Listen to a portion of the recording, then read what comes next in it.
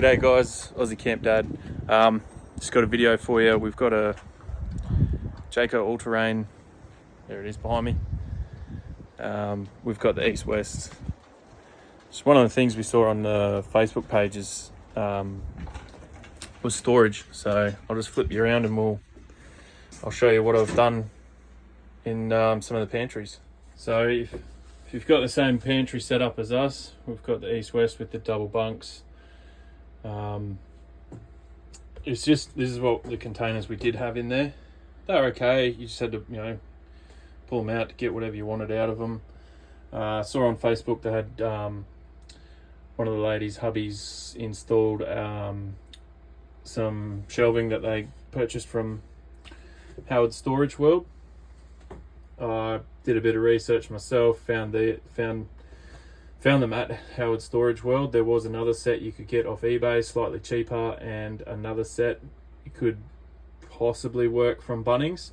The biggest thing you got to measure is your standoffs. So like you need quite a bit of clearance from here for the hinges and the doors and this latch, all that sort of stuff. So I first did it, I used the original shelf out of here, it's just 12mm thick as a standoff. Didn't work. Just wasn't quite enough, and the reason for that was this bottom one here. So these bars, when it pulls out, just clips there. So I had a bit more clearance just here, so I went from the 12mm thick to the 16mm thick. Gave me 4 extra mil, which made it a little bit easier opening and closing this bottom one. Still a pain, but it is what it is. I'm not going to redesign the entire caravan just to suit a couple of makeshift shelves that have, or pantry sliders that I've put in. So, the other one was when I was I've read some of the instructions, not all of them. The way it said to install the sliders as well, I've got them upside down for the positions that they're currently in. So the way I see it is I would rather have all the weight on the bottom one latching in at the bottom rather than hooking in at the top. See how that one's upside down? The way that's meant to be is done down there, if you know what I mean. So upside down for the bottom one, and then that one would be up here facing up, and it just hooks in, and then the bottom one latches in. It was easier doing it this way. Plus it was also one of them things where it came down to clearances as well. So clearance for this, I needed to actually mount this as low as possible, which meant I grabbed my steel ruler when I was mounting it, slid it under there, mounted it. Whereas for the bottom one, I didn't need to be as strict with my clearances, so I just used my builder's pencil. 2 of them, front and back, to get my clearance. And yeah, the only thing that fouls is that one, and it's not even,